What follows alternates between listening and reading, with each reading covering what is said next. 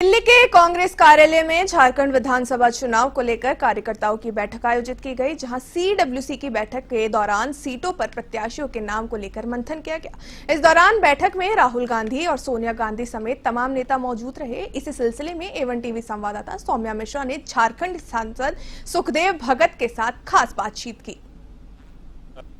इस वक्त हमारे साथ कांग्रेस सांसद सुखदेव भगत जी हैं, उनसे बातचीत करेंगे। सर, झारखंड को लेकर के आज बैठक होनी है, किन मुद्दों पर आज चर्चा?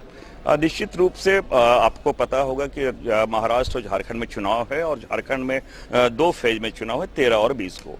और क्योंकि डेमोक्रेटिक वे में हम सारी चीज़ों को एक आकलन करते हैं, जो हमारे कैंडिडेट कौन होंगे, वो सारी चीज़ों को देखते हुए हमारे प्रदेश इलेक्शन कमीशन कमेटी के वो मीटिंग हुई है, स्क्रीनिंग कमेटी की मीटिंग हुई है, और आज CEC के सेंट्रल इलेक्शन कमेटी की आज मीटिंग है, जिसमें मैं पूरी अपेक्षा करता हूँ, उम्मीद करता हूँ कि जो प्रथम चरण का जो हमारा चुनाव 13 तारीख को है, क्योंकि 25 तारीख लास्ट डेट है, तो जो भी हमारे खाते में जो हमारी सीटें आई हैं उनके बारे में आज निर्णय होगा। और मैं भी पॉसिबल कि हो सकता है सारी के सारी सीटों के बारे में निर्णय हो, लेकिन ज्यादा संभावना जो प्रथम चरण का जो मतदान है उसके लिए आज सीटों की आज ये घोषणा की जाएगी। CEC की अभी महाराष्ट्र की बैठक, इसके बाद हमारे झारखंड को होगा, और हम अपेक्षा करते हैं कि जो हमारे आला कमान जिन चीजों को जिन पे मोहर लगेगी नामों पे, उसको जिताने का हम लोग काम करेंगे। सर, झारखंड में क्या मुद्दे होंगे कांग्रेस पार्टी के? नहीं, हमारे मुद्दे, मैंने कहा हमारे मुद्दे आज भी जो आम जनों के मुद्दे हैं, जैसे मैंने कहा कि अभी बालिकाओं के लिए सर्जन पेंशन, ये आपका ये मैया योजना हमने किया कि 18 साल से लेके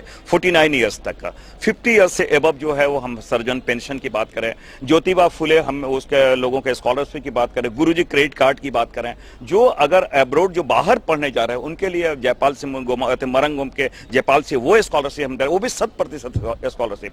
तो हमारे मुद्दे, जनता से जुड़े हुए मुद्दे, वो हमारे मुद्दे हैं। भारतीय जनता पार्टी के मुद्दे वो मैं समझता हूं कि वो एक सोडा वाटर की तरह जो जज्बाती मुद्दे जिसे कहा, और उनके मुद्दे गाय गोबर, मैं समझता हूं गाय होगा, गोबर होगा, हिंदू होगा, मुसलमान होगा, कब्रिस्तान होगा, पाकिस्तान, उनके मुद्दे कुछ इस प्रकार के होते हैं। बीजेपी साफ तौर पे जो है वो आदिवासियों के प्रति प्रेम दिखा रही है, उन्होंने NRC लागू करने की बात कही है। मैं आपको बता दूं कि बीजेपी को कितना प्रेम है।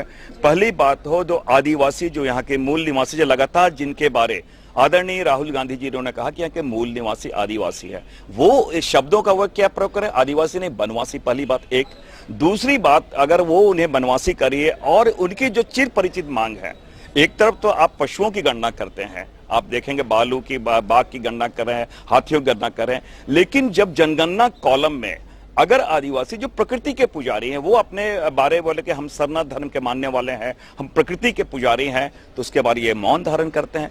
तो इनकी बातें, मैं ये जरूर कहना चाहूँगा कि भारतीय जनता पार्टी की कथनी और करनी में बहुत ज्यादा अंतर है, और इन चीजों को यहाँ की झारखंड की जनता समझती है, और कितना उनको आदिवासी प्रेम है, झारखंड से कितना प्रेम है, वो भली भांति जानती है। और एक बात मैं और कहना चाहूंगा, ये आज का नहीं, हमारे रॉयल्टी के 1,36,000 करोड़ रुपया केंद्र ने दबा के रखा है। सुप्रीम कोर्ट ने, माननीय सर्वोच्च न्यायालय ने भी कहा कि ये भुगतान अब कर दो, लेकिन ये भुगतान नहीं करें। मैं तो हेमंत बिस्वा शर्मा जी, शिवराज चौहान जी से मैं अपील करता हूं, मैं उनसे कहता हूं कि आप मोदी जी से पैसे हमें दिलाओ, क्योंकि इससे हम बहुत सारे जो आधारभूत संरचना है वो हम निर्माण कर सकते हैं, और बहुत सारी हमारी योजना है, कल्याणकारी योजना, जिनको हम कर सकते हैं। तो इसके बारे तो मौन धारण करते हैं। तो मैं ये जरूर कहता कि हाथी के दांत खाने और दिखलाने के कुछ और हैं। बांग्लादेशी घुसपैठियों का बार बार मुद्दा उठाते हैं, क्या उसका विधानसभा में कोई? मैं एक बात कहना चाहूंगा, बॉर्डर सिक्योरिटी फोर्स किनके जिम्मे आता है? बॉर्डर में समझता हूं ये केंद्रीय गृह मंत्री जी के अंदर है। अमित शाह जी क्या करें, ये प्रश्न तो उनसे पूछना चाहिए ना। अगर घुसपैठिए बढ़े हैं तो निश्चित रूप से हमारे गृह मंत्रालय का जो जितने उनके जो सिस्टम है, या कह सकते हो उनके जो एजेंसी है, जो इन सारी चीजों को देखती है, वो कहीं ना कहीं फेल है, विफल है, ये मैं कहना चाहूंगा। तो हेमंत बिस्वा शर्मा जी को तो स्पेशल ब्रांच उनके जो होंगे उनसे पूछना चाहिए, और अमित शाह जी से पूछना चाहिए कि जो बॉर्डर पर जो सील होना चाहिए उससे घुसपैठिए आ रहे हैं, तो उनकी कमजोरी है, वो तो खुद स्वीकार कर रहे हैं ना। तमाम जानकारी के लिए शुक्रिया सर। तो ये थे हमारे साथ सुखदेव भगत जी, कैमरा जर्नलिस्ट राधे के साथ मैं सौम्या मिश्रा, A1 टीवी।